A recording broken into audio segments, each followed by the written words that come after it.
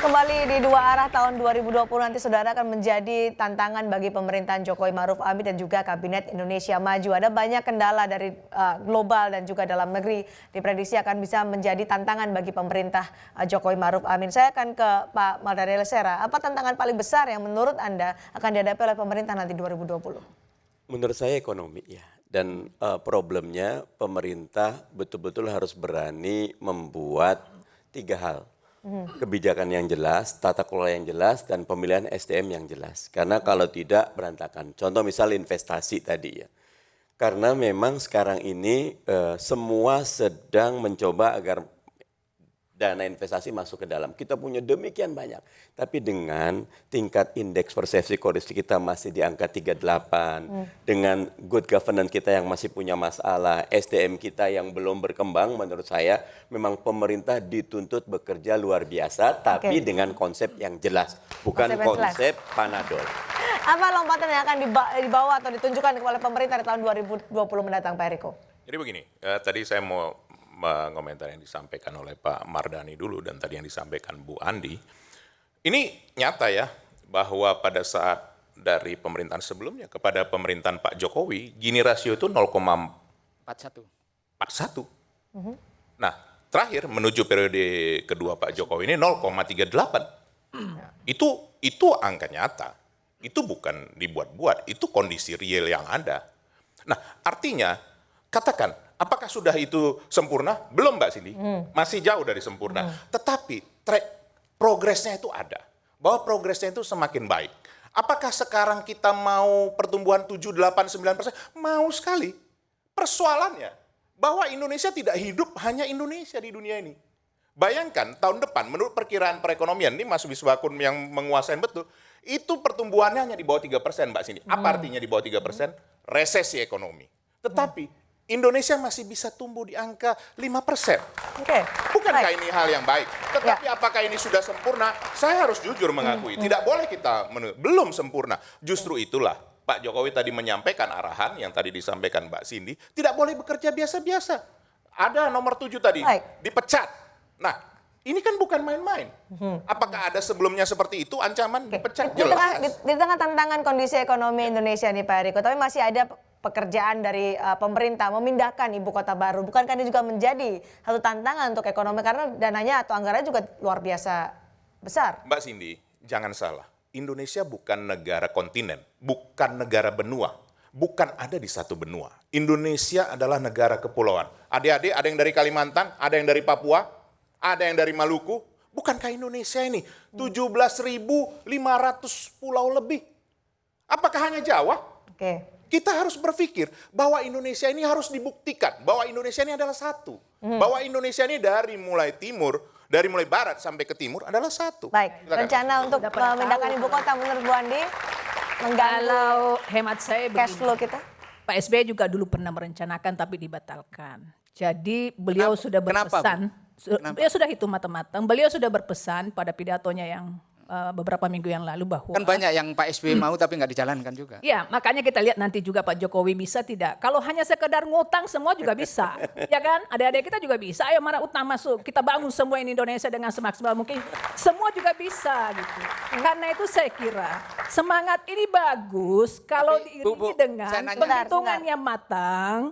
Hitung betul-betul jangan sampai berhenti di tengah jalan. 4 tahun ini bukan waktu yang panjang. Terjadi penggantian presiden berikutnya belum tentu mau nerusin ibu kota baru itu. Kan jadi persoalan. Ini betul-betul dipertimbangkan dengan matang lah ya. Walaupun kita mengatakan dulu Pak Jokowi jadi gubernur DKI bisa menyelesaikan banjir setelah menjadi presiden. Ini presiden sudah ada kedua kali banjir kita masih tetap. Apa dampaknya pada kinerja pemerintah kalau nanti memang akan diteruskan rencana untuk pemindahan ibu kota ini? Karena itu saya kira Mbak Cindy tidak ada yang bisa menjamin 100% bahwa kelanjutan ibu kota negara yang baru ini akan terbangun dengan baik. Kita lihat Jakarta, berapa lama dibangun Jakarta sehingga bisa jadi begini kondisinya. Persoalan kita kan cuma satu, persoalan kemacetan.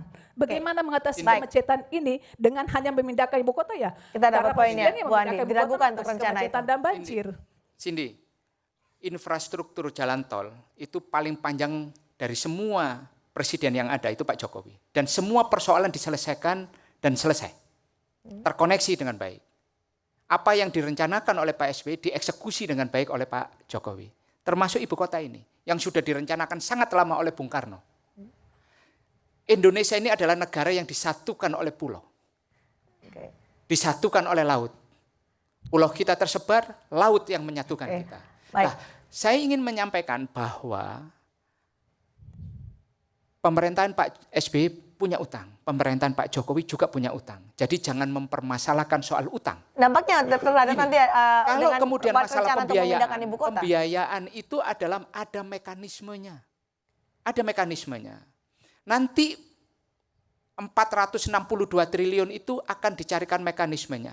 Sangat minim menggunakan APBN, kecuali infrastruktur. Jadi menurut poinnya nggak perlu khawatir lah ya. Tidak perlu poinnya. khawatir. Oke. Jadi mekanismenya Dari sudah mana disiapkan. APBN? Public-private partnership sudah. Kerjasama dengan badan usaha Mestinya disiapkan dahulu. Mana baru jalan. yang disiapkan? Nanti akan menggunakan payung hukum yang sangat kuat. Sehingga apa? Periodisasi itu presiden tidak akan memotong. Ini ya, Lah, tadi anggaran. dikatakan Lah, nanti jadi akan begini, disiapkan. semuanya disiapkan dengan baik. Ini catatan saya. Baik ya, dari sisi baru konstitusional. akan disiapkan payung hukumnya. Sementara presiden sudah mulai berjalan. Cara kerja Harus kan bernegara framingnya yang harus baik, jelas. Cindy, siapkan dahulu roadmap-nya. Kami dari awal di DPR minta Pak Jokowi mana rancangan Apa sih yang dikhawatirkan Pak undang-undangnya. Mardhani Alisera? Kenapa? Kalau ini pekerjaan besar, Cindy.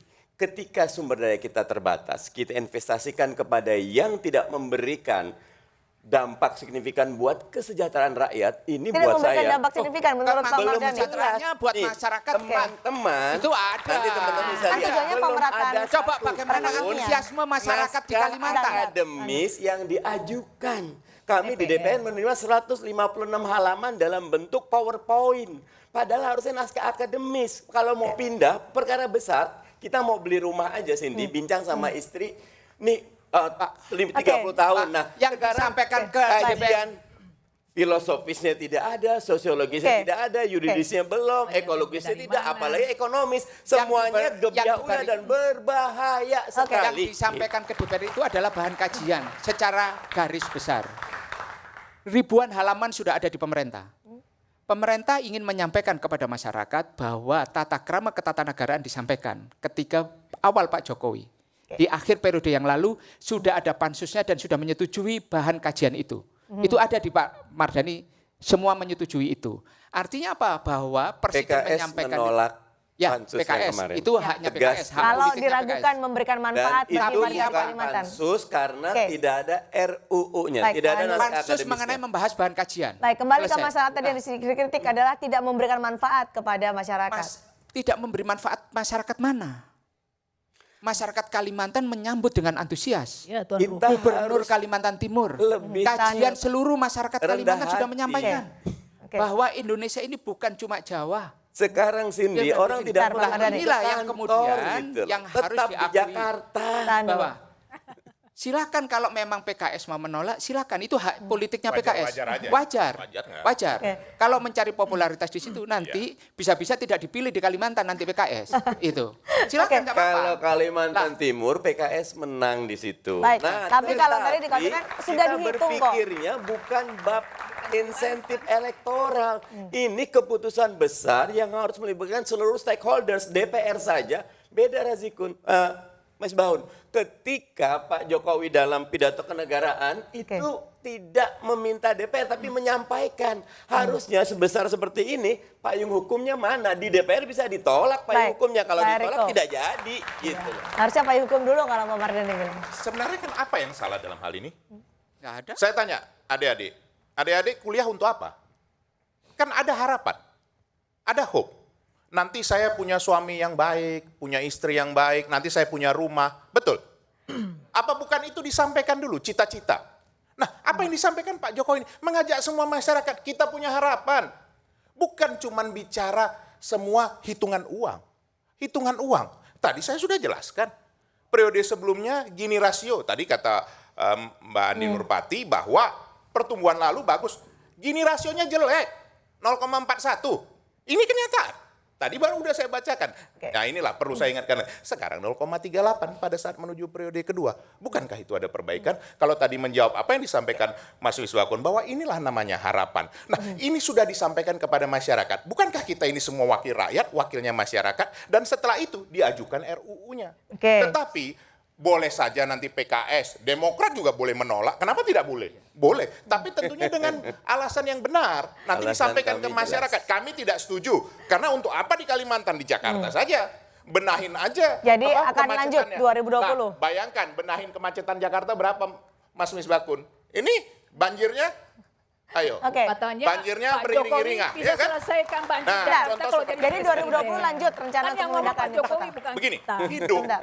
Kalau jadi Yang paling presiden penting- saya bisa selesaikan yang persoalan penting adalah banjir konsisten. Jakarta. Oke, Bu Andi. Sekarang sudah jadi presiden. Tapi memang ada yang tahu. membedakan Sekarang antara Tahan solusinya dulu, bisa. seorang Bu Andi, tahan pemimpin, dulu. seorang pemimpin yang membedakan dengan yang lain, Mas Bisbakun, punya keberanian, Oke. punya keberanian, punya visi, punya harapan, Baik. dan berani mengeksekusi, bukan berpikir-pikir akhirnya batal Berani semua. mengeksekusi apa yang sudah dikatakan sebelumnya, Bu Andi. Dari tadi saya bilang semua juga bisa kalau banyak utang. Nah sekarang utang kita ini tiap tahun kita bayar bunganya saja. Kan tadi Belum bayar pembiayaan tidak perlu utangnya. dikhawatirkan Kita kalau mampu, tadi Bu. Pak. Kita mampu Tunggu bayar dulu, utang. tunggu dulu. Kita mampu bayar Saya dulu. utang. Ya. Kita mampu. Satu kan, pertama kita tidak pernah mendengar visi misi dan program Pak Jokowi ingin memindahkan ibu kota ketika Pilpres kemarin. Tidak Itu ada. Tidak ada sama sekali. Tiba-tiba muncul RPJP juga tidak program itu. Yang kedua, di DPR belum disetujui. Kalau kemudian pemerintah langsung melaksanakan itu bagaimana secara aturannya seperti apa? Ini kan problem hukumnya pasti ada. Automatically berpengaruh terhadap budgeting.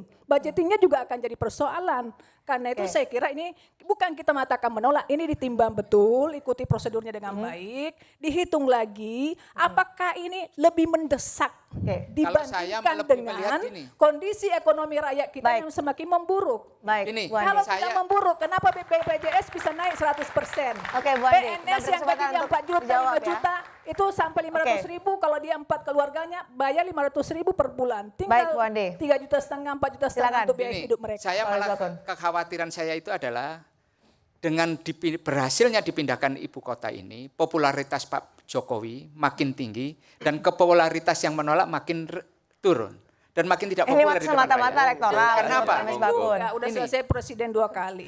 Gini, Kalau itu apa yang mau menjadi dicari. dasar dan argumentasi pemindahan itu termasuk apa? Oke. Bagaimana kemudian sentralisasi ekonomi itu kan bergeser. Baik. Jakarta sebagai pusat ibu kota ekonomi tetap hidup dan pemerintahannya dipisah. Dan ini adalah sebuah ide dan gagasan yang menginspirasi semua orang. Oke, Bung baik. Karno pun pernah memikirkan itu. Jadi intinya Jadi ini 2020 akan bukan tetap lanjut ya. gagasan awal Oke, dan baik. ada begitu saja. Dan apa yang salah dari Pak Jokowi menyampaikan dalam sebuah pidato disampaikan. Oke. Dan kemudian dengan kekuatan, Yang salah belum kekuasaan ada yang RUU-nya. Baik. Sederhana. Ini, Mas. Pak. Baik, artinya RUU-nya sudah Kan disampaikan, RUU-nya. pemerintah sudah menyampaikan akan disampaikan. Ajukan Oke, Prolegnasnya Bang Doni. sudah ada. Baik. Prolegnasnya ada. Oke. Itu. Mana Apa RUU-nya Ini masih akan kita terus- bahas dengan kepala Baik. dingin, Oke. kajian filosofis, sosiologis, ekologis, yuridis, Geografis. sampai Oke. ekonomisnya semua. Nanti ketahuan ternyata ide ini tidak layak kalau Oke. kita kaji bersama. Baik, Gitu. perdebatan Kita nanti kita lanjutkan Kita nanti ya lihat. selepas tidak Kita bersama lihat. kami Nanti di dua kita arah. di sana beradu argumentasi. Nanti akan ketemu.